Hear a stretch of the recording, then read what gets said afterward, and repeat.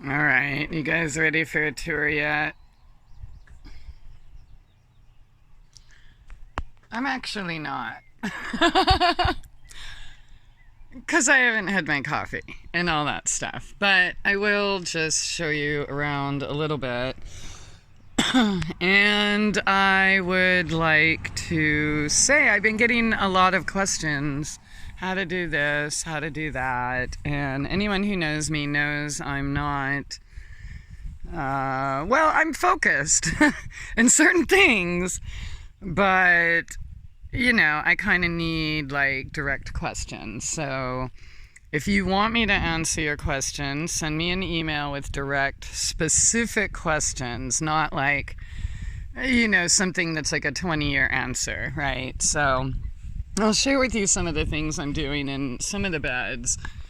So right here we have radishes. This one, as you notice, is bigger than the others. Why? Because I always let one of my fruits or whatever, at least one, go to seed.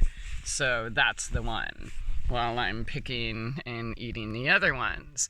But as I can eat those, because those are a cooler season, I have other things coming up in other spots. So this is a German chamomile.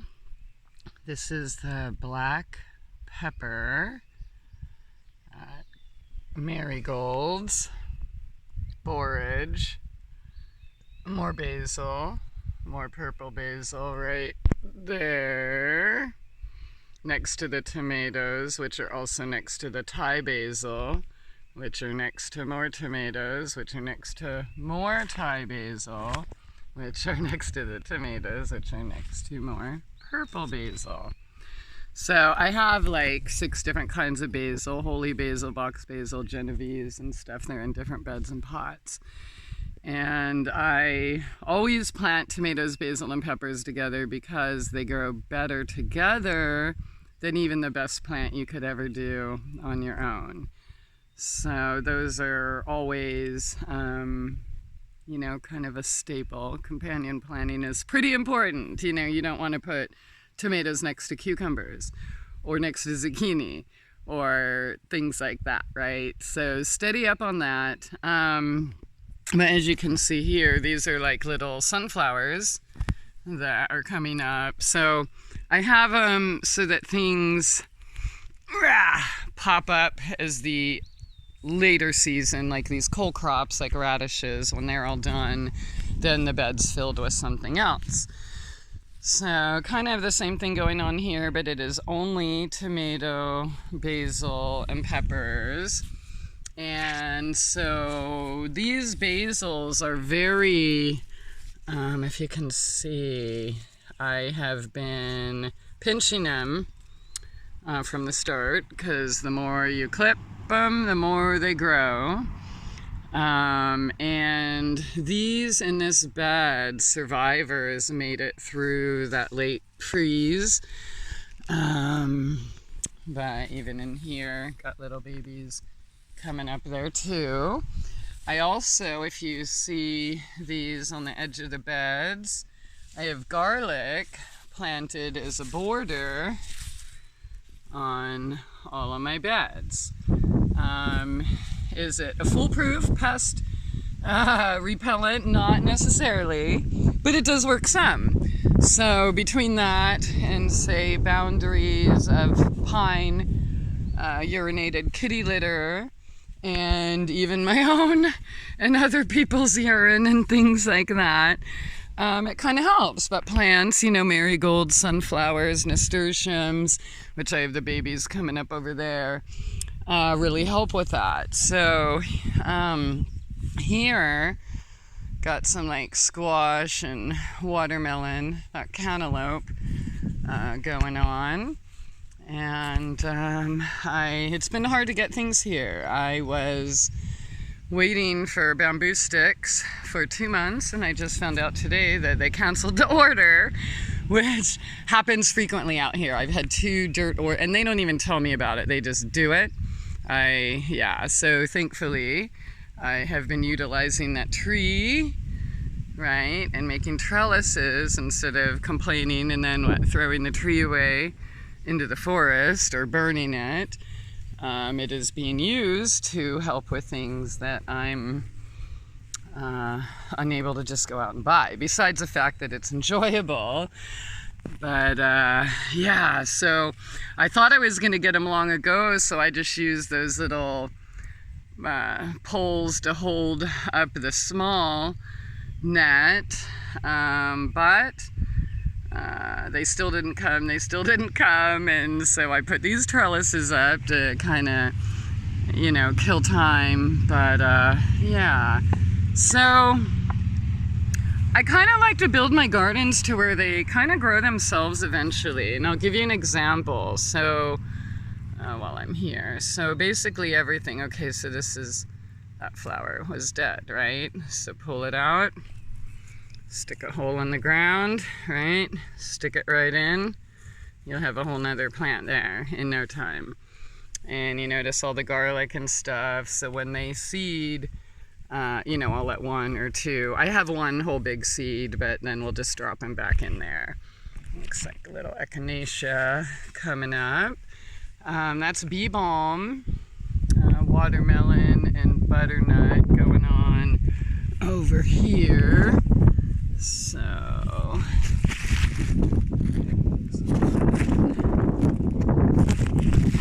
oops, and here's another. Yeah, more sunflowers coming up here.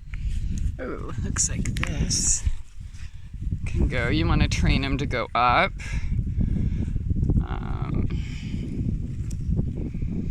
There, and then the things below it can still get the light they need. Over here I've got some different cucumbers, apple and lemon cucumber, again sunflowers, and then there's other babies coming up as I dug other things out. Again with the garlic, there's thyme, marjoram, tarragon, rosemary, oregano, lavender, lemon thyme. And you see what I meant about letting things go to seed. So this is the end of the dill, right? And I'm just gonna let it go to seed. So now that's gonna be 1,000,000 dill plants later. So I pretty much do that with everything. But okay, so getting back to the basil, here's the tie. To keep it branching out and getting bushier and bushier, every time you see it start to flower, pinch it, eat it, and then it'll sprout too. So I'll get double wide. So if you want your plant to die, go ahead and let it seed or go to flower. But if you want it to go all season and turn into, well, you'll see later in the season, it'll be bigger than that tomato plant, guaranteed. But that's how you get your herb plants to be bigger. And just remember, the more you pinch them, the more you clip them, the more they grow. This is my little baby Arabica coffee. So excited.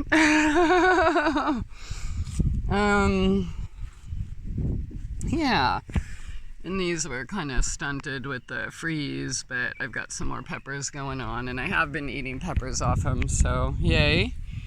They made it.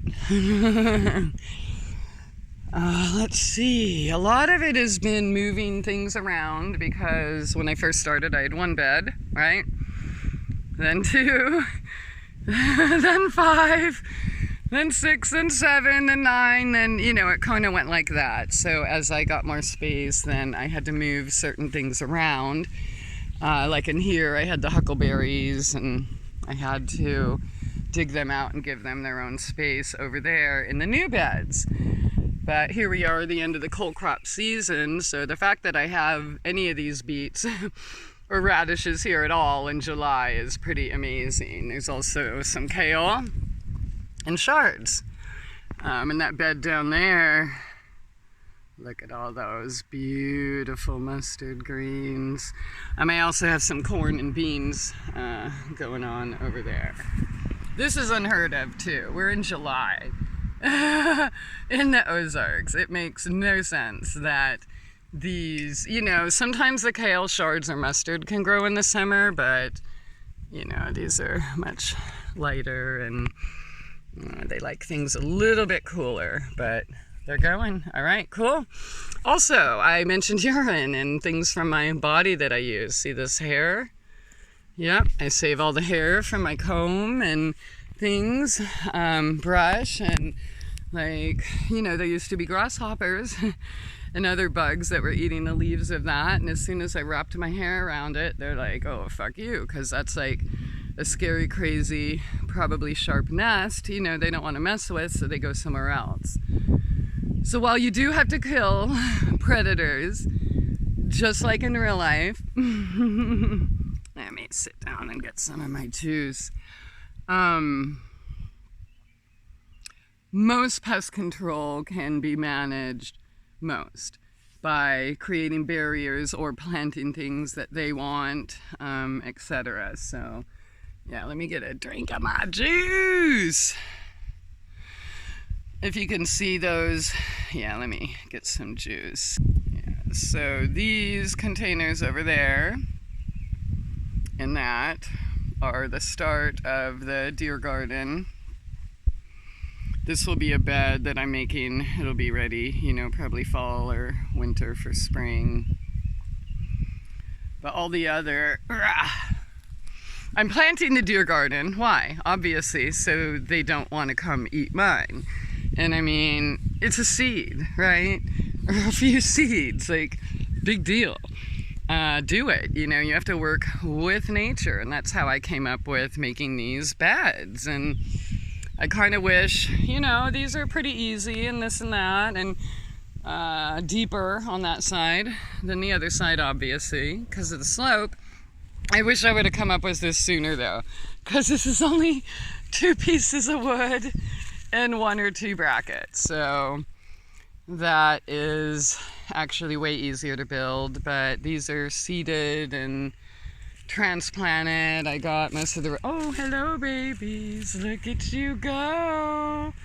Oh yeah, and the little baby corns and sunflowers and beanie babies. Oh, so anyways, yum, mustard. Okay.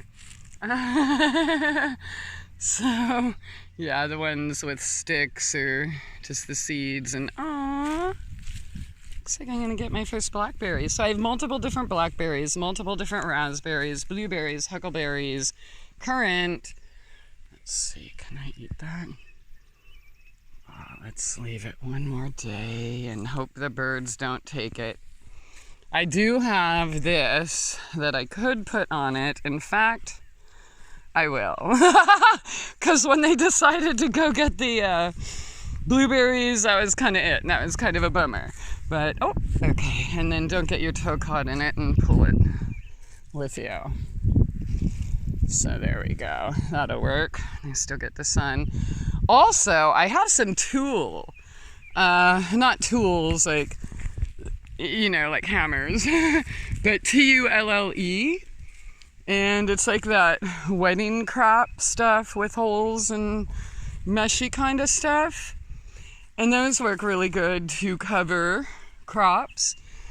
Also, of course it lets the light in and everything, but you can also use it to wrap around certain crops that pests or, that it'll keep the slugs away and things like that. So that's what's going on here. And here's the rest of, I put the kitty barriers up, of course, before I had those.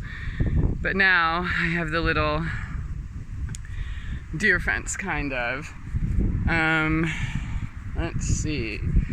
So basically all paper, cardboard, everything, trash, whatever, what you guys throw in the trash can, it goes in the garden. All of the beds, or just to cover the ground and kill the grass. But yeah, all of the beds are layered with cardboard. And you know what? I want to share with you something I did that I think is working out really amazing. Most people use plastic, right, under their beds to layer whatever to protect from the weeds. But I used these canvas drop cloths because I figured they were natural. and it'd be way better than plastic, right, in my organic garden. So if you want to give that a try, I think they were like maybe 15 or something a piece, but again, you know, how much is your food worth? How much are you worth? I don't mind doing that. I also tried, this is just that weed cloth, and then I plugged in the holes with rocks and twigs, everything found along the property here. So, oh, let's check on the little grapes. I planted the fern and the wisteria here. These are muscadines. I don't know if they're gonna make it, but I didn't plant them. But if the birds want it there, then they can have it. So with these right here, totes. These are all my moving totes. So how this works is I stuff it with cardboard, then I put all my compost in there, water it, let it sit there, and then, you know, a few weeks later, whatever, when I need more totes to plant. The other ones that are ready to go are over here. And then, you know, I'll get the other ones, you know, with the compost fermenting and stuff in there before I move them over here where I've been hoarding the dirt and mulch. And yeah, it hasn't exactly been all that fun driving to town picking up a million bags, but you know, whatever, you do what you gotta do, right? There's not much mulch left, so I've gone through about half, which means I am going to have to start looking for more mulch. But you don't ever want to run out of that, right? But, let's see.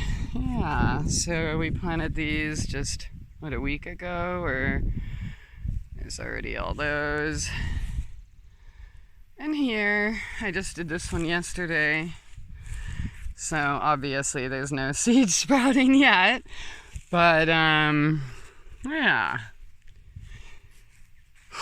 Yeah, I'm not going to give the full tour of everything I have right now just because it'll be really time consuming. I've already planted over 100 species. Just going to kind of give you, you know, a little bit what I'm doing. And by the way, this is my soil. It's like rock, all rock with a little bit of clay. So that's why I have to have raised beds. But yeah, raised beds can be anything, right? This will be passion flower. And oh, it already, look at the cute little tendrils grabbed onto the little teepee trellis. Why not, right? Then over here is jasmine. Oh, I walked by the oranges. That's all right. Dude, have you ever smelled an orange blossom? It's ridiculous.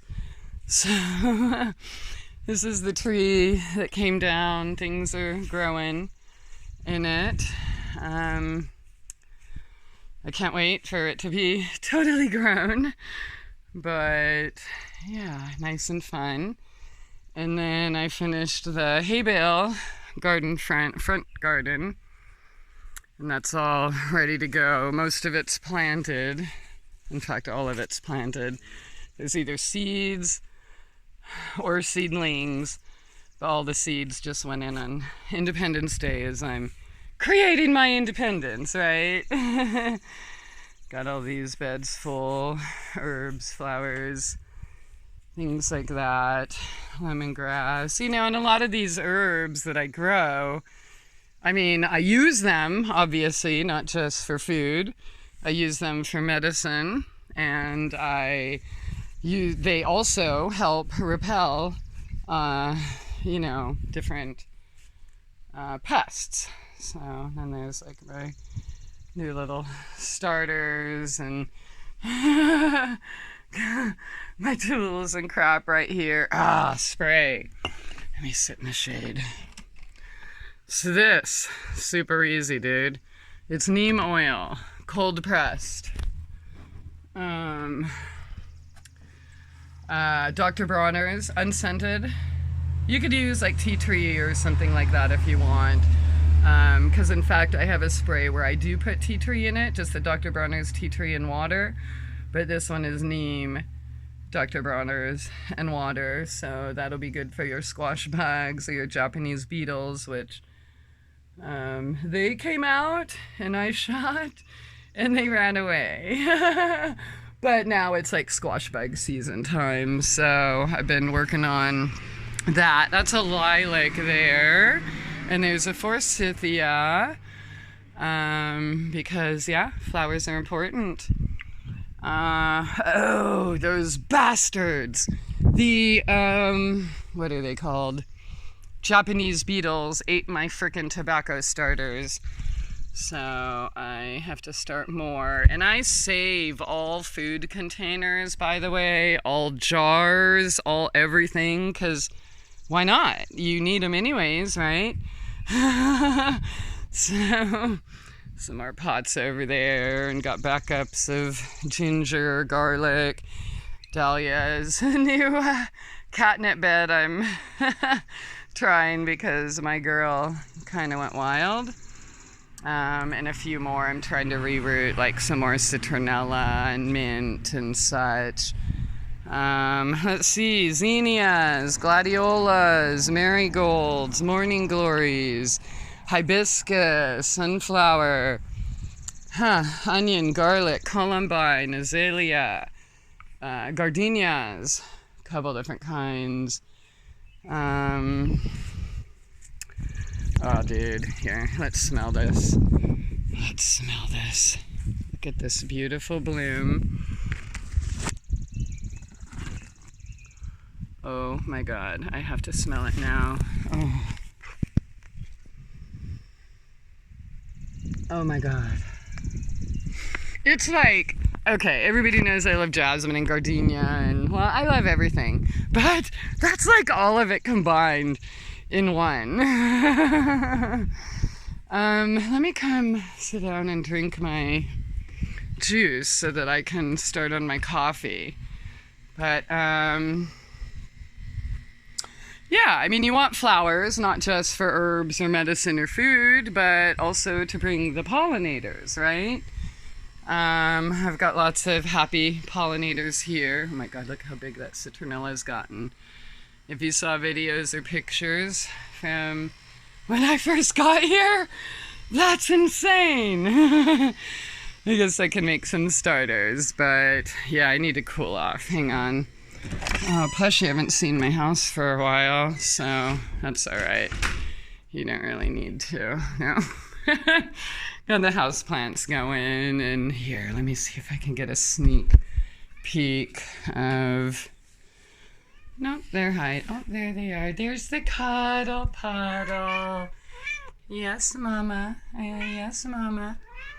There's the cute little cuddle puddle. People will get mad if I open it, so I'm not going to, but yeah, I kind of liked the apothecary, but I wish I could turn the thing around without, how do I do this? I'll just keep turning it around. So yeah, I'm feeling like answering questions and helping people to the best of my ability. So if you do have specific questions and want to know how do you do this or how did you do that or whatever, besides the fact that I think there are a whole bunch of gardening videos on the channel from like 7 to